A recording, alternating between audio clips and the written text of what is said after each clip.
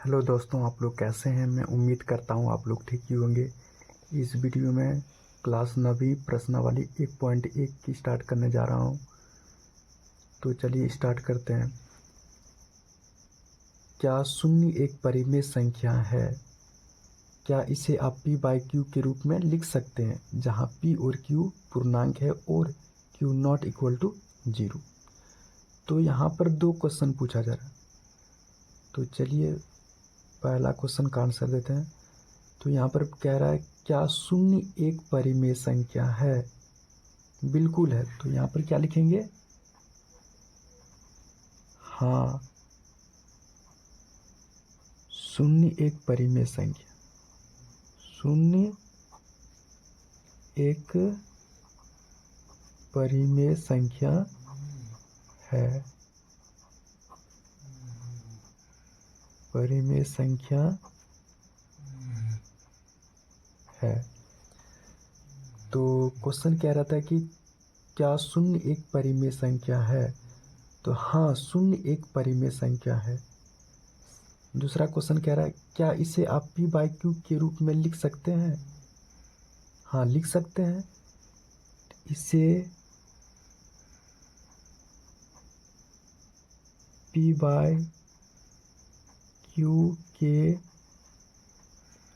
रूप में लिख सकते हैं।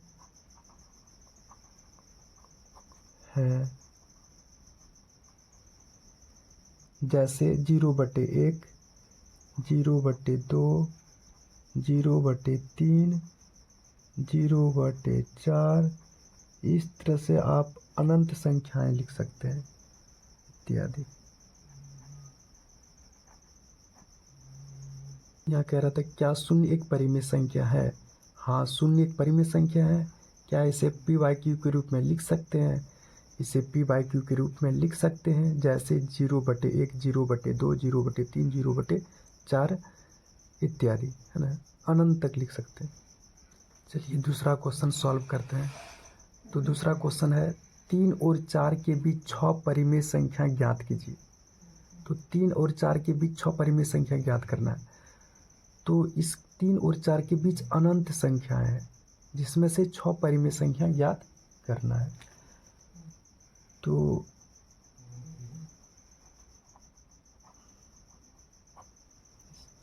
जितना संख्या ज्ञात करने बोले उसमें एक जोड़ देना है।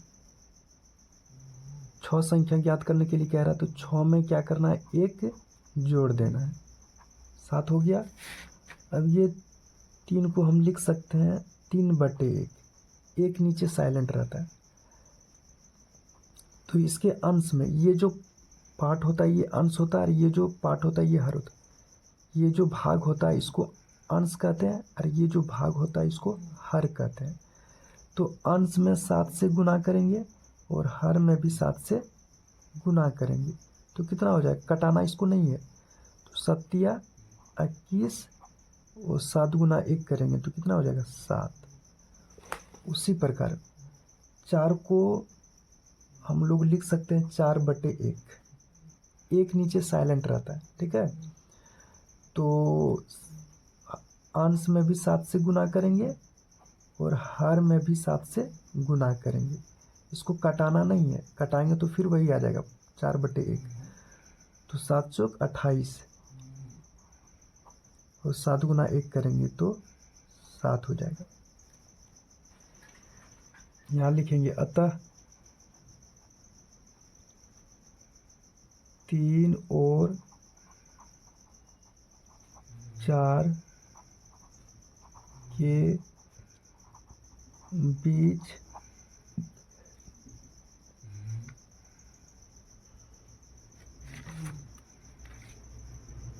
6 परिमेय संख्या। तो कितना हो जाएगा? 21/7 है ना। 21 के बाद क्या होता है? 22। 22/7, 23/7, 24/7, 25/7, 26/7, और 27/7। तो ये 21/7 और 28/7 के अंदर आता है। तो क्या लिखें, 21 के बाद क्या आता है 22/7, 23/7, 24/7, 25/7, 26/7 और 27/7। ये 6 परिमेय संख्या जो 3 और 4 के बीच आएगा। इसको 7 से 22 में भाग देंगे तो 3 दशमलव कुछ आएगा। फिर इसको 7 से 23 में भाग देंगे तो 3 दशमलव कुछ आएगा। यानी 3 और 4 के बीच ही इसका मान आएगा, इसका वैल्यू आएगा। दूसरा क्वेश्चन सॉल्व करते हैं। 3/5 और 4/5 के बीच 5 परिमेय संख्याएं ज्ञात कीजिए। तो इसमें 5 परिमेय संख्याएं ज्ञात करना है। तो 5 में क्या करेंगे, सबसे पहले 1 जोड़ देंगे, ठीक है। तो चलिए स्टार्ट करते हैं। इसलिए 5 बोल रहा है, 5 में 1 जोड़ देंगे तो कितना हो जाएगा 6। तो जितना संख्या निकालने बोले उसमें 1 जोड़ देना। तो हमने क्या किया, इसलिए 5 निकालने के लिए कह रहा है तो 5 + 1 जोड़ देंगे। जितना निकालने बोले उसमें 1 जोड़ना है। तो 5 + 5 निकालने के लिए 5 निकालने के लिए कह रहा है तो 5 में हमने क्या किया, 1 जोड़ दिया तो कितना हो गया 6।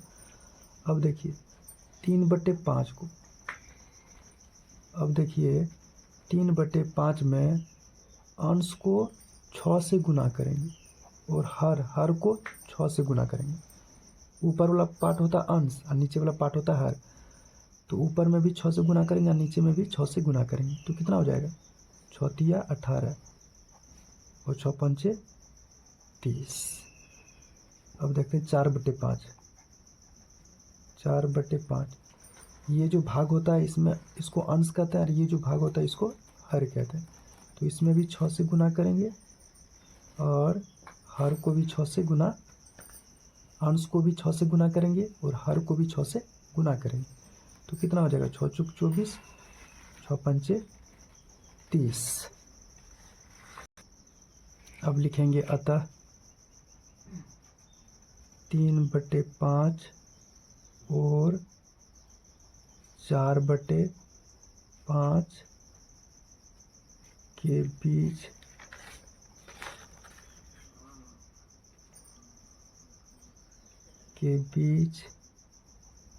5 परिमेय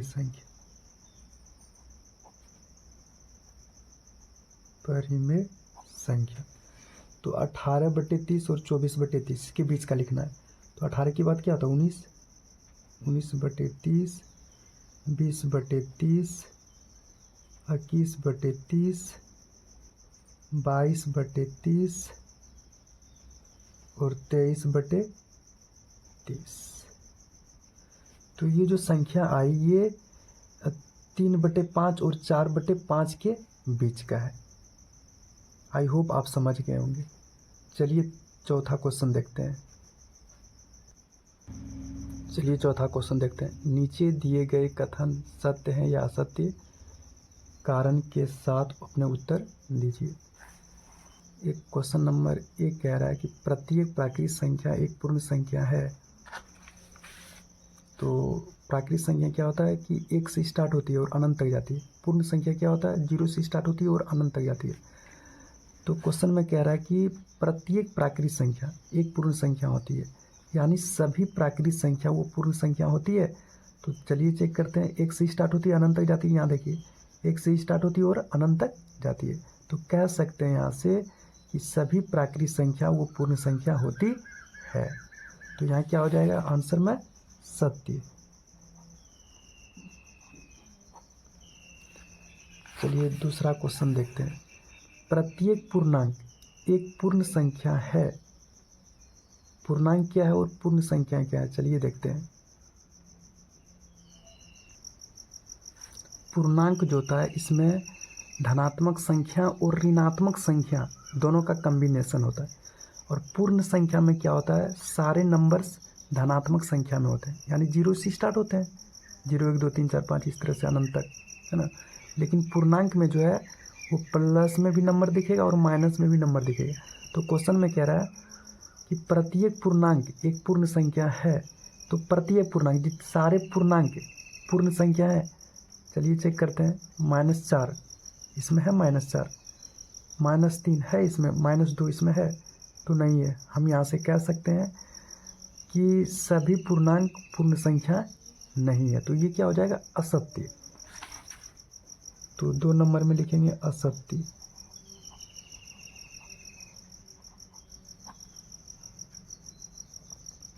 चलिए तीसरा क्वेश्चन देखते हैं।